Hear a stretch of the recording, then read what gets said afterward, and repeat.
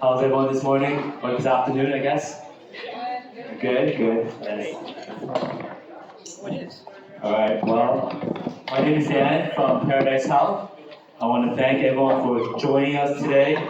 Despite the weather, we really appreciate you sharing your valuable time and your afternoon with us. Welcome to our first Lunch with a Doctor for 2026. We're planning to do these approximately once a month, so we hope that you'll be able to join us. Lunch with a Doctor is a free community event that we put on to promote the benefits of plant-based eating and the principles of lifestyle medicine. There's going to be two parts. First, we're going to have our talk by one of our doctors at Paradise Health Clinic, and then we want to invite you to stay for an amazing plant-based lunch. Is everyone hungry? Yes, okay. We want to invite you to stay for that. I want to thank our partners. So the Paradise Fields, it's an organic farm in Hamilton. That's actually where the clinic we started. I want to thank Back to Basics Farm. It's right here in Newmarket. And the Newmarket Seventh-day Adventist church group that sponsors the meal. I want to invite Sherman to come up and just say a few words of welcome on behalf of the Newmarket group. This is my son here. Good afternoon, everyone. So as Daniel just said, my name is Sherman. I'm from the Newmarket Seventh-day Adventist Church. And on behalf of the Newmarket Seventh-day Adventist Church, we just want to welcome you here. We help sponsor this event because health is a really important tenet of our faith. And we want to help share the knowledge and awareness on health. And so we hope that as you come and you enjoy the plant-based nuts and the talk, that you'll really learn something that can be beneficial towards your health, and that would be great for us. And again, we just want Thank you, Sherman. All right, so what we're going to do is we're going to have our talk first, and then again, we invite you to stay for lunch. Our talk today is called Living in Rhythm. We know that what we eat, the exercise that we do is very important, but also when we do these things is also important as well. We don't talk that much about it, and we want to do that today. So we're going to look at how to optimize our daily schedule and our weekly schedule for the best health. Our speaker today is Dr. George Cho. He's our clinic director at Paradise Health. So he's going to give a talk for around 30-40 minutes. If you have questions, please save them to the end. We'll do a Q&A at the end. We encourage you to listen carefully to the talk. Okay, so at this time, we invite Dr. Cho up. Thank you.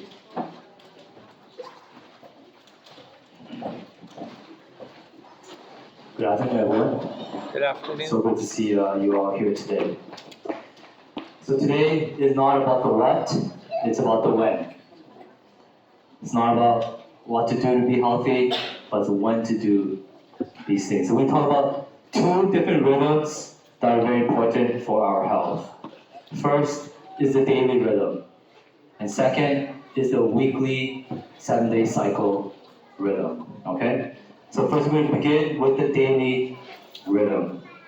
I want to begin with just a personal anecdote. This is my beautiful mother here. And before she passed away, she had a large property up in the Kawartha Lakes. And her house was off-grid. So our power source came from, we had these solar panels on the roof and stuff like that. But sometimes, as you can imagine, the power wouldn't work. And so we'd get out candles and lamps and stuff like that. Now, during the summertime, it wasn't that big of a deal, but in the wintertime, it was kind of a problem. Okay? At night, I want to ask you, what do you think we did at night when we had no power? What do you think we did? Got lots of blankets. Sorry? Got lots of blankets. A lot of blankets? Wood stove? Do you think we're doing a lot of cooking at night? No. Without power? No. Really, the reality is that most times when the power went up, we just went to sleep. Okay? And this is actually us here up on the property. As you can see, it's quite remote. You know, living at my mom's place or visiting on the weekends, and experiencing some of the power outages that happen from time to time was very revealing to me because it gave me insight into the way that humans live for the vast majority of human history. Which is this, which is that human activity for the vast majority of human history was regulated by the rising and the setting of the sun. Are we together? Yeah. Today, because of artificial lighting, we can treat the night like the day and the day like the night. This was not a luxury that our ancestors had. The question today is it healthy to live the way that we live now, as in treating the night like the day? Or are we actually designed to work with or in sync with the rising and the setting of the sun? Are we together? Okay? And my argument today is that we, as humans, are supposed to align and live in sync with the rising and the setting of the sun. That's my argument today, okay? That's just the first part of the argument, okay? So let's begin. First, in your DNA, you have a set of genes called the clock genes. Each one of your cells has this gene. And this gene cycles through a 24-hour rhythm. So every one of your cells goes through a 24-hour rhythm in its activities. It's innate. It's not external, it's innate to us. Okay? So whether you're living in a cave for a few days or up in space, this 24-hour circadian rhythm is intact. And it goes on and on and on. Okay? So it's innate, it's internal, it's 24 hours, it's called the circadian rhythm. Now, the circadian rhythm, the master clock, is the SCN, the suprachiasmatic nucleus. It's in the brain, and that's the master clock that sets this rhythm for the rest of the peripheral clock. So all your cells have this clock, but it's in sync with the master clock. Yona, it's a little bit, okay? Now, this is internal, but what's very important to realize is that our internal system is in sync with the external world through the day-night cycle. Are we together? Okay? So light from the sun coming into the retina keeps our internal rhythm in sync with the external rhythm. Okay? And the scientific evidence shows now that when these two things are not in sync, it can cause problems with our health. Here, this is a study from 2019.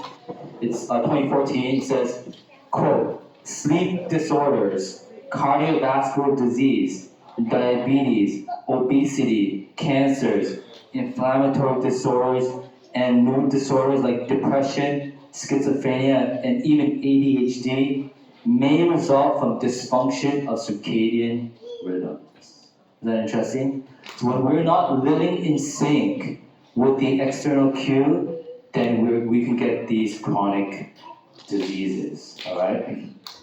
So our body operates in sync with sunrise and sunset. This is Dr. Russell Foster. He's a researcher in circadian neuroscience at Oxford. And he says, we ignore the circadian and sleep systems at our peril.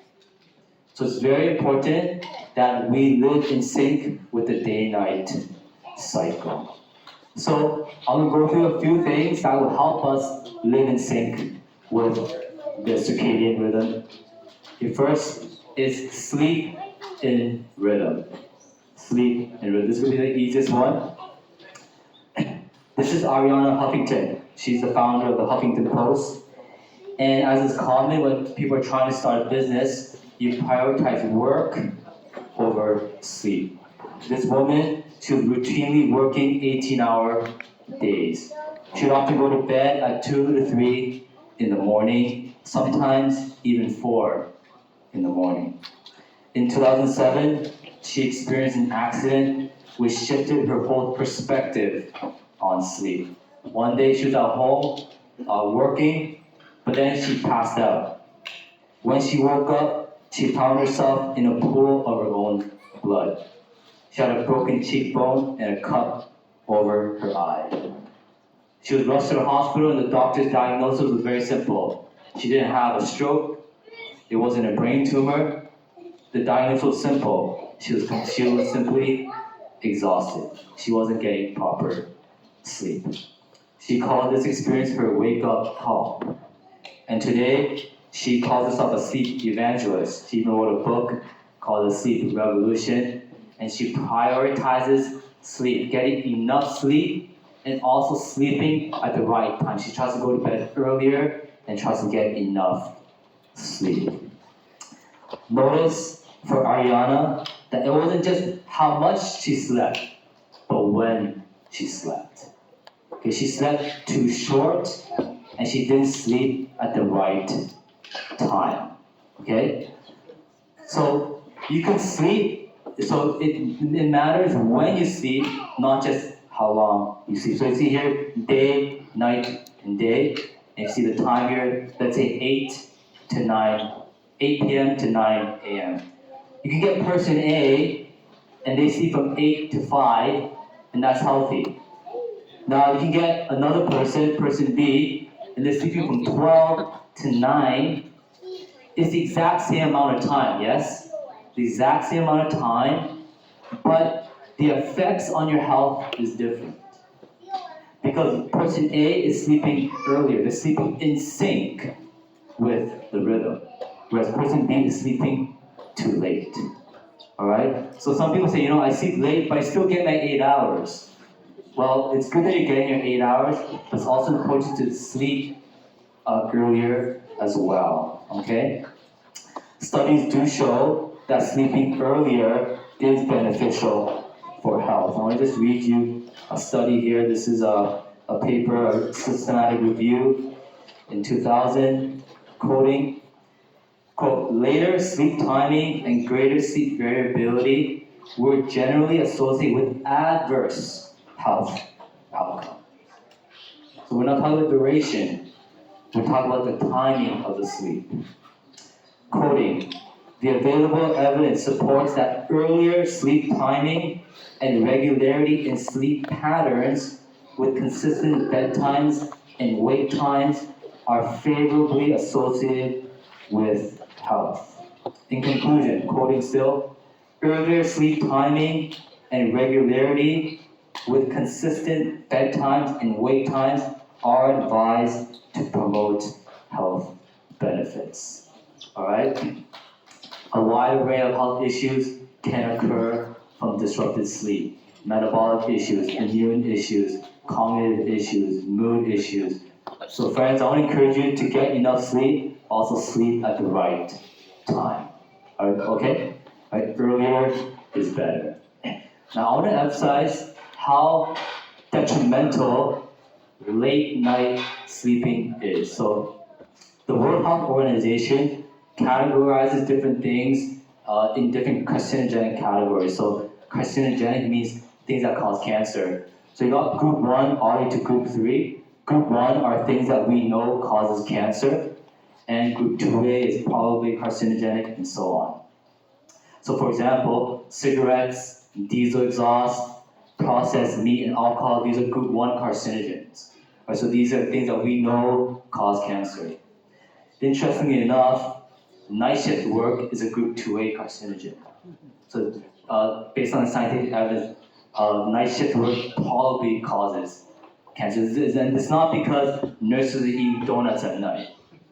It's because they're working during when they're supposed to be sleeping, and they're sleeping when they're supposed to be active. So just the fact that they're up at night chronically, that itself is carcinogenic, as in cancer causing. Is that terrible? They try to help us, but then they're not helping themselves. So that's too bad.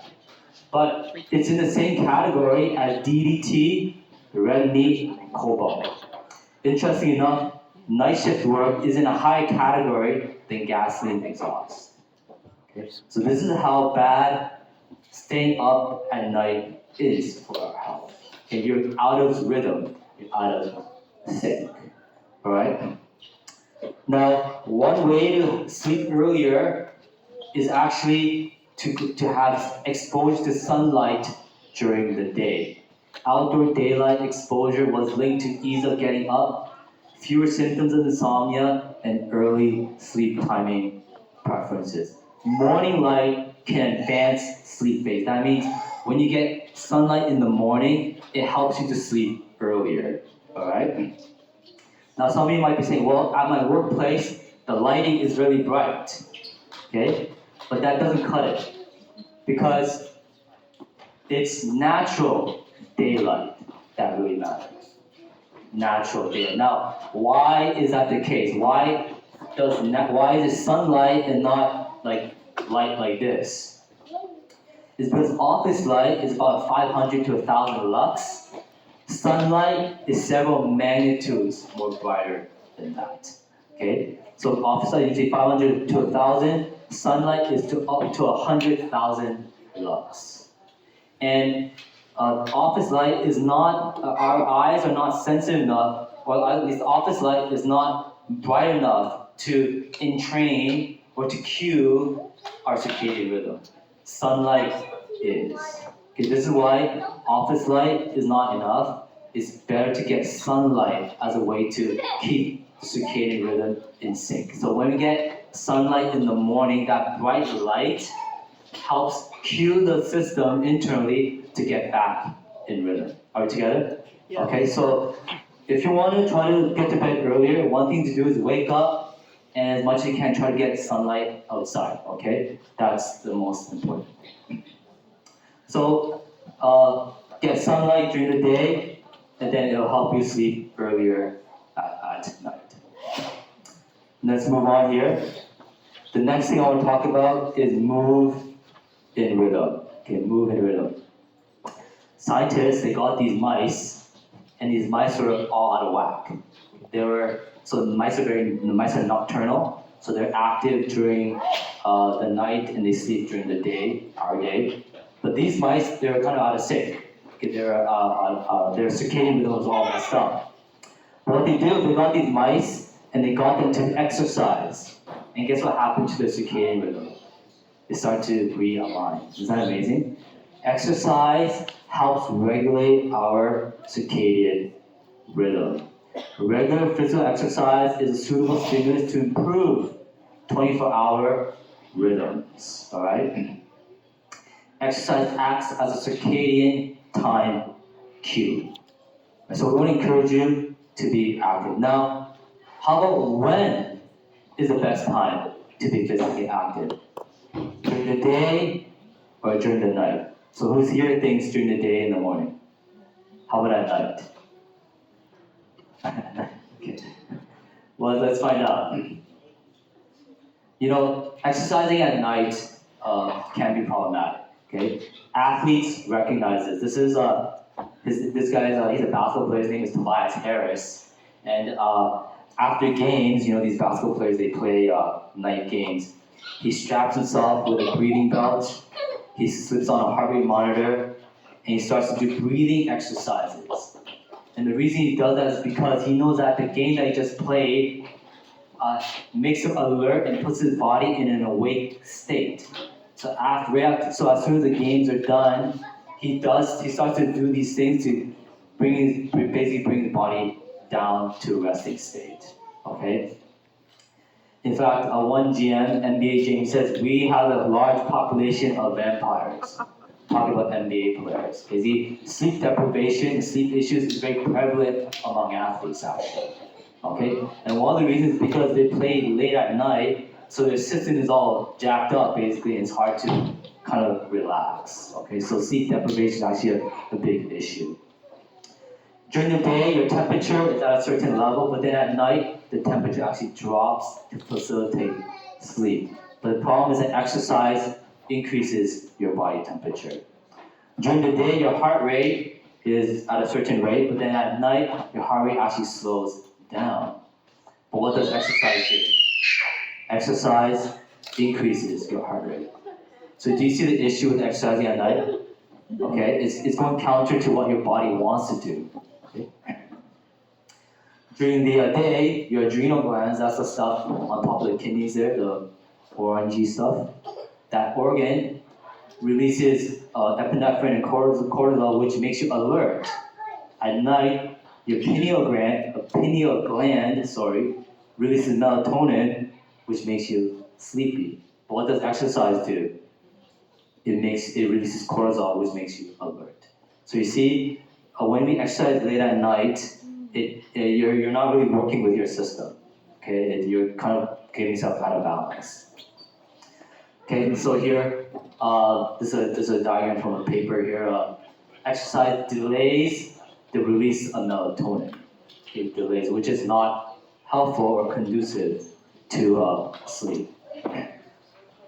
So individuals aiming to improve sleep may benefit from concluding exercise at least 4 hours before sleep or electing lighter strain activities within this window, okay? So basically, I'll just make it very simple for you. This is your bedtime here. So if you're gonna do very intense, maximal activities, try to do them about 4 hours before bedtime. Now, if you're doing kind of mild activities, like maybe 10-mile run or some sports training, it's still intense, but not maximal, then you can maybe do it 2 hours before bedtime. And if you're doing some light activities, like like going for a brisk walk, or some just light activities at the gym, you can even do those even an hour before bedtime. It's actually okay. So you can exercise at night, technically, but it should be more lighter activities. Are we together? Okay, but if you're doing very intense, very long duration activities, then you want to just leave some more room before your bedtime. Else, you'll be too alert and your system's not going to have enough time to kind of settle down. Okay. Now, having said this, though, I just want to point out, I believe that exercise is so important for our health that it's important to do it regardless of the time. Okay, I think that's how critical exercise is. So it's better to get exercise in than to not get it in, okay? But if you're able to, try to follow this type of timing would optimize your circadian rhythm. Okay, and also if possible, exercising in the morning to get the sunlight would probably be optimal, all right? So exercise in the morning if possible, outside. If not, at least give maybe 2 hours or so buffer before your bedtime. All right? All right, let's get to the hard part. Eat in rhythm. Okay, eating in rhythm. A lot of people in Canada, they eat like this. Small breakfast, lunch, the largest meal is dinner, usually at night. This is typical, okay? Today I want to argue that we should be eating more like this. Eating larger breakfast, second meal, 5 to 6 hours apart, and then basically at night, you're not eating at all. Okay? Now the reason is very simple to illustrate. Okay, I'm going to do a little activity with you. Let's say that you woke up this morning and you ate at 8 o'clock. You had a good breakfast at 8. And we tell you, we make an announcement here. Sorry folks, we're delayed there. We're going to feed you at 4 o'clock p.m. Okay? So you ate at 8 and we're going to delay your lunch all the way till 4. Now how many of you by 4 o'clock p.m. are going to be very hungry? Raise your hand. You're very hungry? Yes? Okay. Now let's do a similar thing but at night. Let's say you eat your regular dinner at 8 p.m. and we wake you up at 4 a.m. and tell you to eat breakfast. How many of you are hungry at 4 a.m.? Okay, you're hungry. Most of us are not hungry.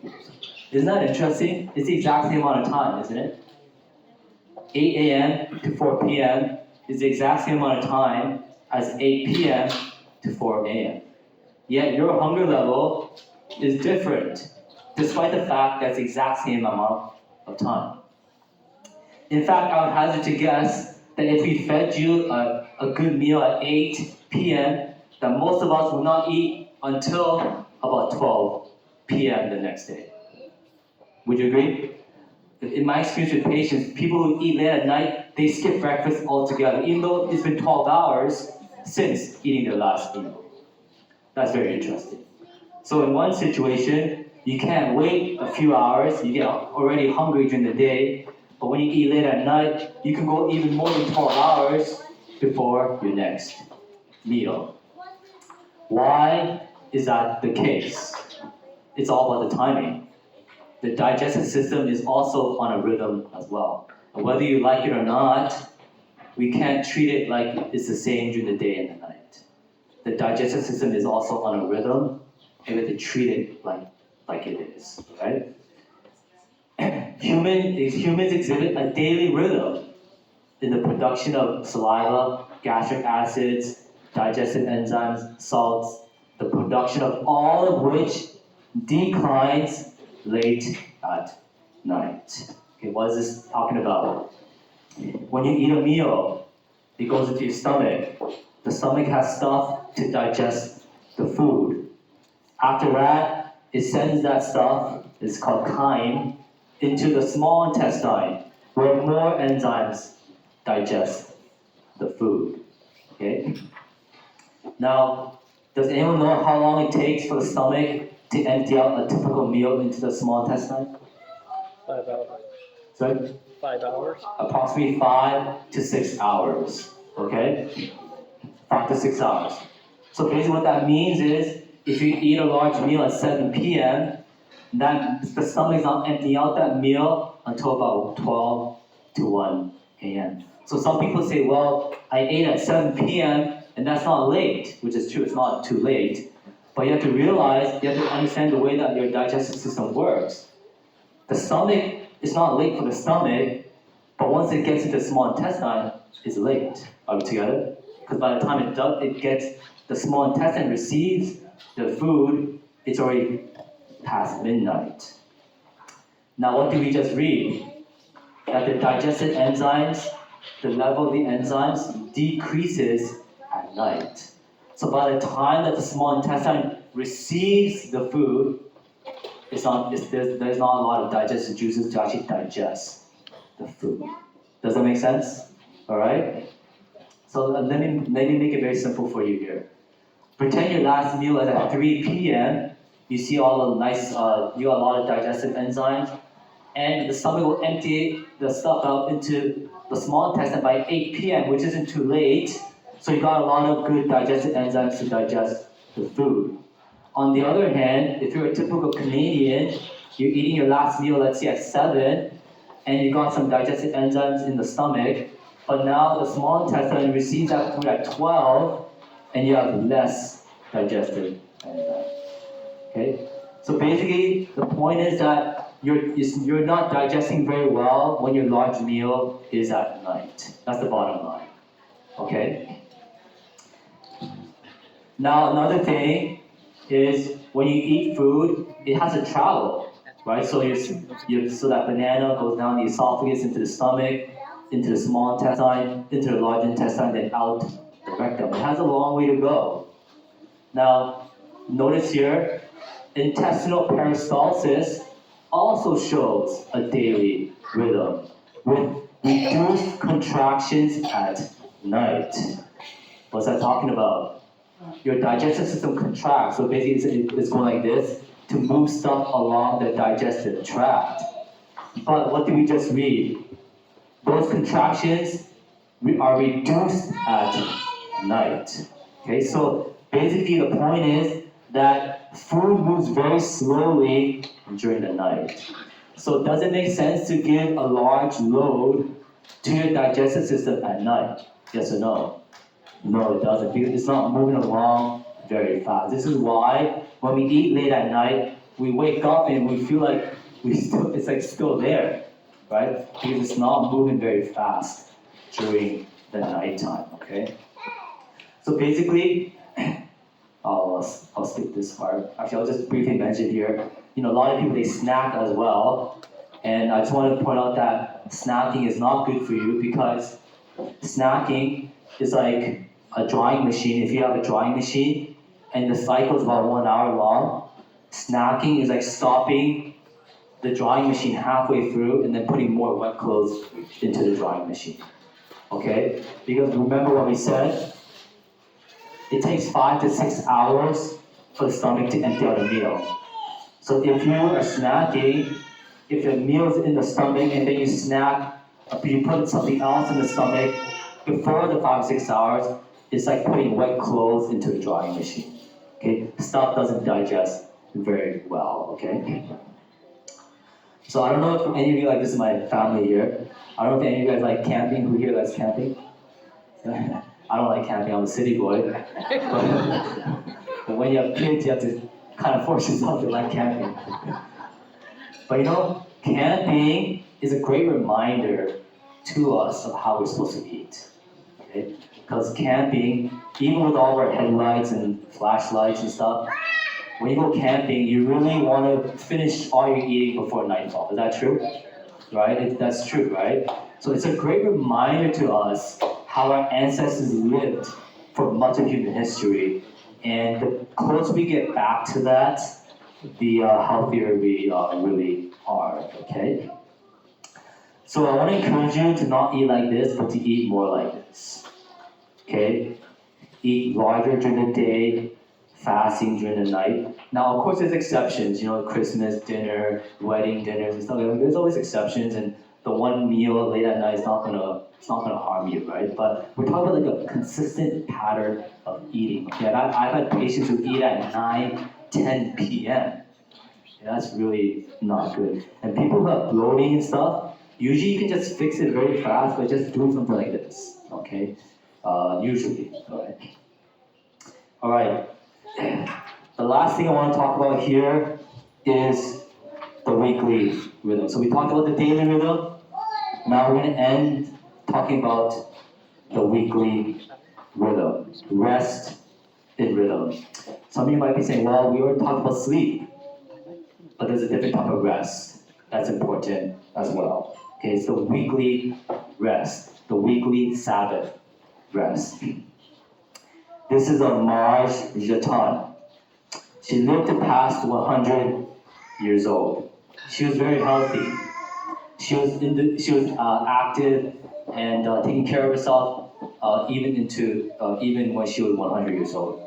In fact, at age 100, she renewed her driver's license for another 5 years. This person lived in rhythm. She slept well. She even ate 2 meals a day. Breakfast was usually oatmeal and some fruit. Lunch consisted of usually a large salad and other foods. She was a vegetarian. She exercised rigorously as well. She would cycle 6 days a week, and she lifted weights as well. She practiced everything that we were talking about today. But she exercised only 6 days a week, Sunday to Friday. She would rest on Saturday. Why would she rest on Saturday? Because Marge Jaton was a Seventh-day Adventist Christian. Seventh-day Adventists rest on Saturday because they treat it as a Sabbath, as a day of rest. Marge Jaton says the following.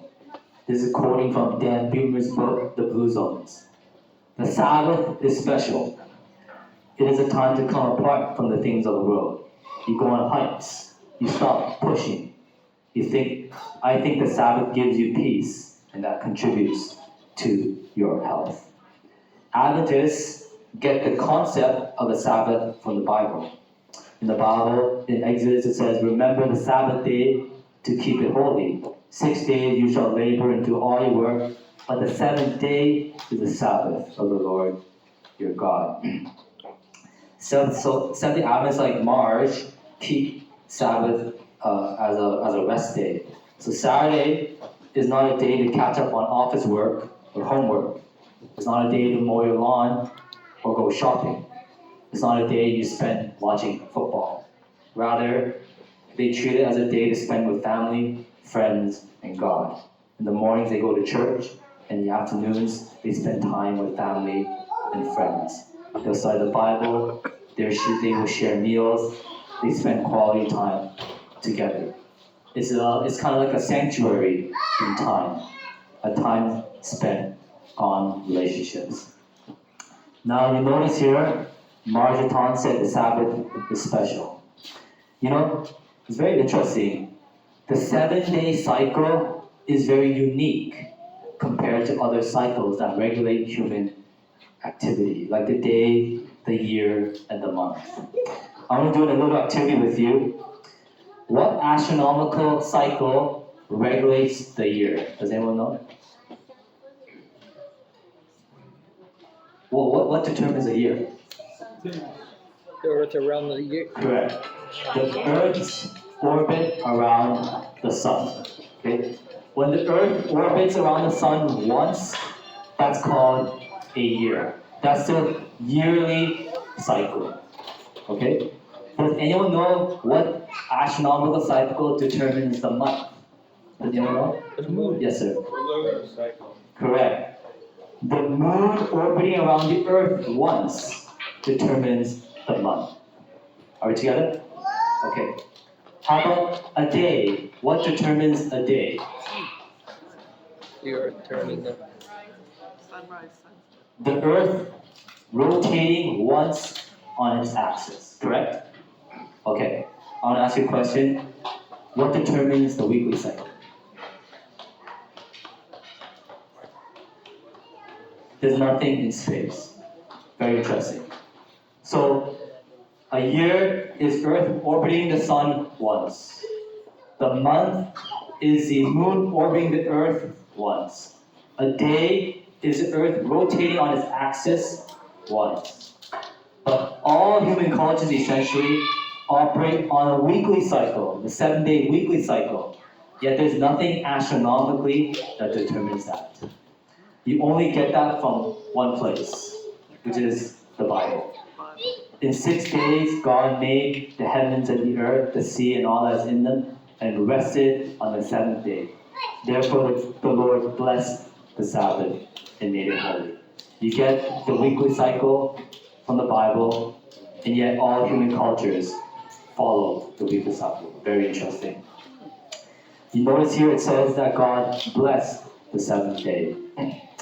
Studies do show now, researchers studying on the benefits of keeping Sabbath, and they're showing that it has positive benefits, like reducing depressive symptoms, better self-control, better sense of empowerment, personal empowerment, self-awareness, self-care, enriched relationships, and benefits to spirituality. In a study on Seventh-day Adventist men, they found that cortisol levels can decrease by keeping Sabbath. Cortisol is like a stress hormone. Those levels can go down by keeping Sabbath, which shouldn't be really surprising when you take a day to completely rest and de-stress, right? So the benefits are intuitive, right? Dr. Katie McNichol, she says the Sabbath provides opportunities to rest from both physical and mental stresses and introduces a rhythm into the cycle of everyday life. Non-work time is considered holy and provides opportunities or a possibility of deepening relationships, expressing the emotional dimensions of our being, and enjoying the here and now. I like the way one person put it, the Sabbath remains a dessert most people leave on the table. Sometimes a meal doesn't seem complete. Sometimes a meal seems incomplete without some dessert. The weekly cycle is incomplete without Sabbath. So I want to encourage everyone here to eat your dessert. So, in closing, in summary, this is what we're talking about here. Go to bed early. Wake up early. When you wake up, get sunlight. And eat early. During the day, get some more sunlight if possible. And have your second meal 5 or 6 hours after your first meal. Go to bed early. If you need to exercise later in the day, try to keep a buffer time between your bedtime and your exercise, about 1 to 2 hours. Probably 2 hours is better, okay? And of course, as well, if you're able to, try to keep a weekly Sabbath on Saturday, all right? With that, Dana, do we have time for questions? Yeah? Okay. So with that, do you have any questions? Yes, ma'am.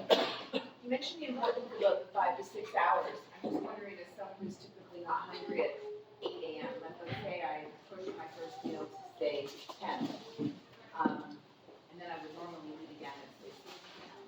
Is there a key cutoff time? Like, do you recommend it?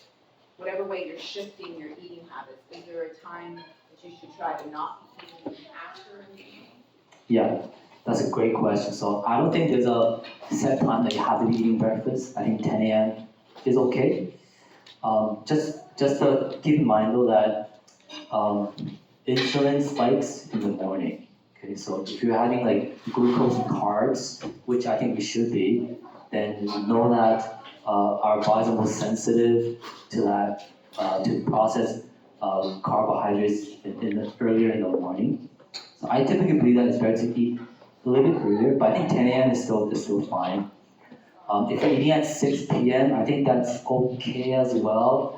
I think it's probably more ideal to eat a little bit earlier, I think.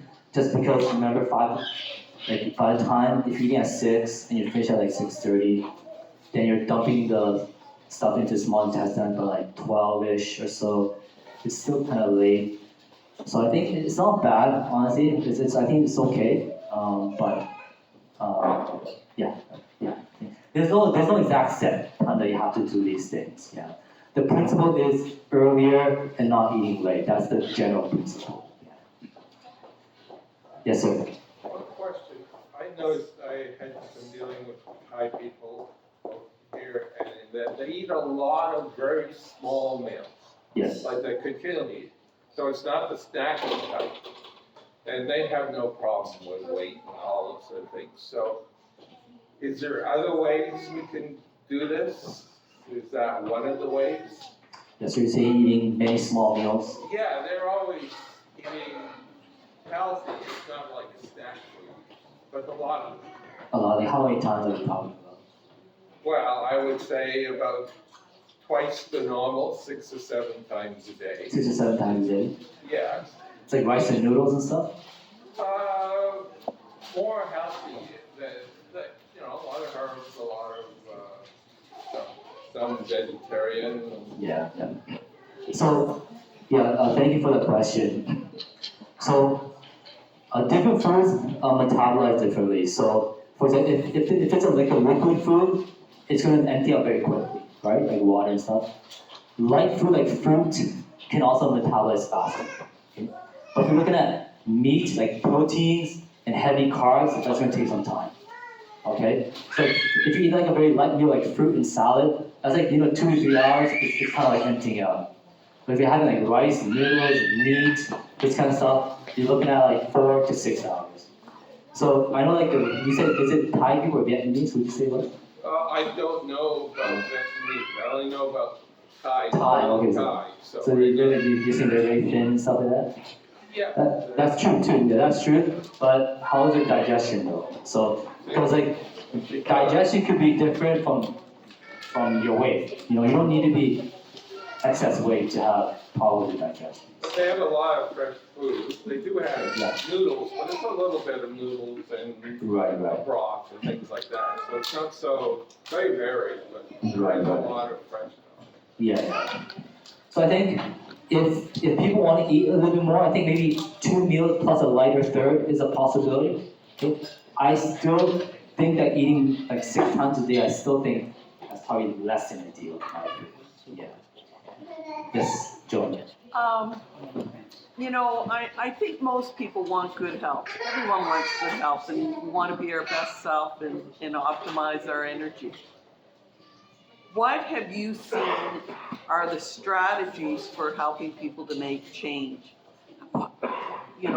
If everything's out of sync and you're trying to help someone to make change, what approach do you think is best? So the question was, how do we help people make change? So that's a hard question. So I mean, it's different for different people, but what I find that some people do well going like full therapy. Okay, some people do not do well just making small changes. Okay, other people can do well making small changes. Okay? So it's really individual. All right. So you have to ask yourself, if I make small changes, do I actually make those small changes? Okay? If you don't, then it might be better to just go full on, just make the changes drastically. Whereas other people make small changes and that works for them. Okay, so that's kind of a I rough think answer there. the key is what I'm saying is, what do you see motivates people? What they see motivates people. Yeah, what do you think, what are some key triggers for motivation? Right. What I want to encourage people is give what we talked about today a try. You know, in the Paradise Network, we have a motto which is taste and see. Okay, taste and see. When you try something and you experience the benefits, then it becomes a powerful motivator to continue making those changes. All right, so give what we talked about here a try, and I think you'll experience the benefits, and I think that could be a powerful motivator to continue living your lifestyle. Does that help, Joe? Yeah. All right, yes, ma'am. Ma'am at the back, yeah.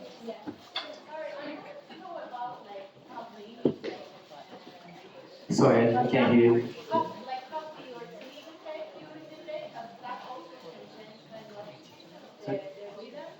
Coffee and tea does affect the rhythm. Oh, coffee and tea. So, our clinic, we don't recommend coffee and tea. Okay. We don't recommend caffeine. Actually, let's be more specific. We don't recommend caffeine. Okay? Caffeine is a drug. It doesn't recognize caffeine is a drug. It stimulates you unnaturally, and then it makes you lose energy later on. People say that they feel more energetic with caffeine, but do you know your body's not actually getting getting energy from caffeine? It's masking the sense of low energy. That's what it's actually doing. Okay? So we encourage people to wean off wean off caffeine as much as you can. You know, healthy foods, it's hard to get addicted to healthy food. Okay? So for example, have you met anyone who said, I get withdrawal from not eating broccoli? And that doesn't happen. Healthy food generally does not lead to withdrawal. Okay? Like I'm a Korean, and you know my staple is rice. But I can go a month without eating rice, and I'm not gonna get withdrawal from this. I might crave it, I'm not gonna get these headaches and stuff like that.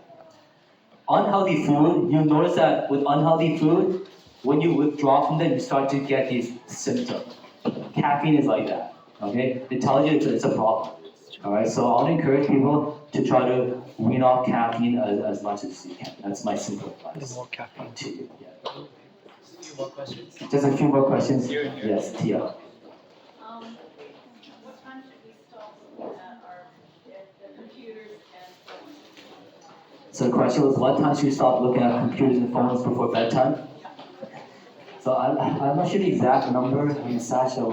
It's the hour? 30 minutes minimum, but at least an hour. 30 minutes to an hour is what Dr. Sasha says. So 30 minutes to an hour, cut off the electronics. And one last question?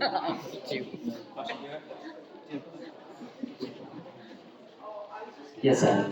About sunlight.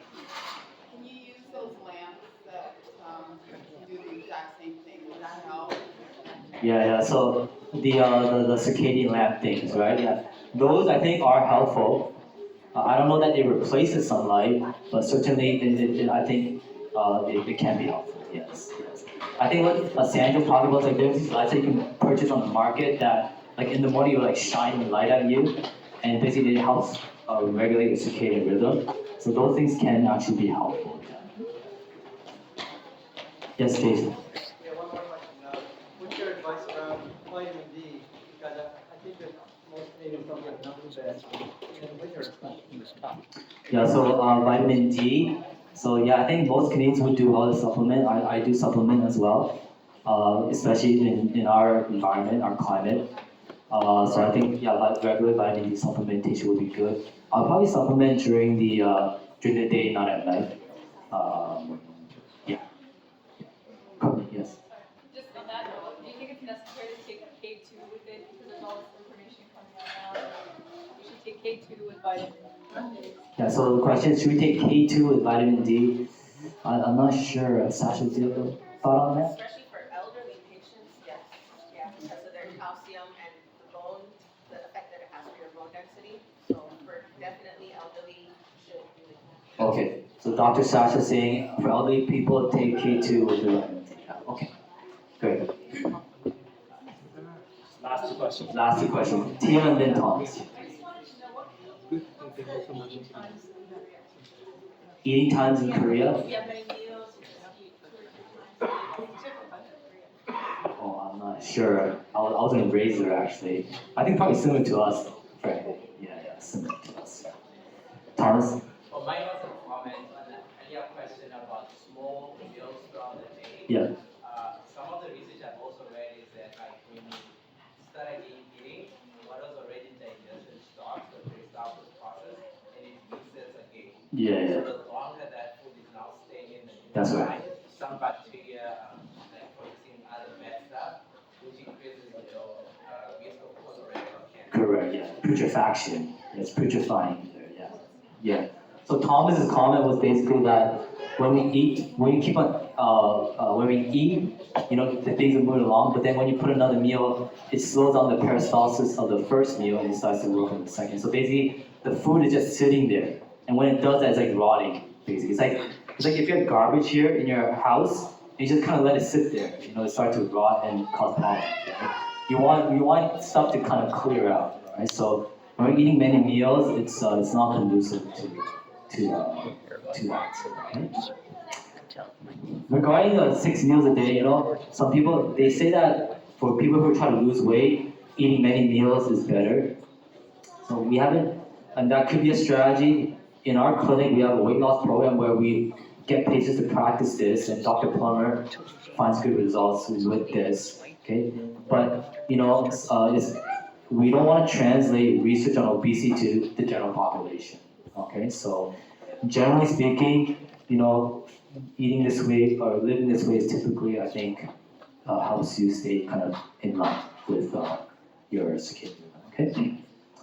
All right. Thank you. You all learned something good? This one? Yes, probably outside.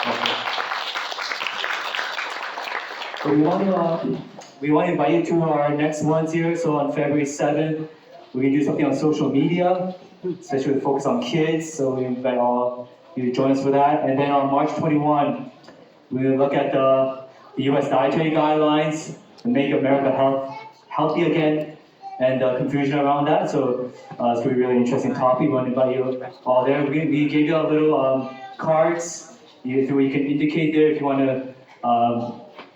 to register for that. We'll register you. We'll also send you an email. You could register online, right? Okay. All right. So thank you again for joining us. We want to invite you to stay for lunch. Today's lunch is going to be plant-based potluck. So Seventh-day Adventists, every Saturday they get together, they worship, and then they have something called potluck where they bring a plant-based meal and they kind of share it together. So we want to invite you to do that. We're almost ready there. Everything's plant-based, so there's no egg, dairy, meat. It's all plant-based. All right. And then the food is sponsored by the Newmarket Seventh-day Adventist group, so we want to thank them for sponsoring the food. I'm going to invite Edwin to come up and just say just a prayer and word of gratitude for the food. And then what we do is we go one by one. There's a lot of people here. We start with this table, go through the line, and then this table, all right? Okay, thank you. Let's thank our Creator for the food. Our dear loving Heavenly Father, we thank you so much, O Lord, for the food that has presented here for us to enjoy.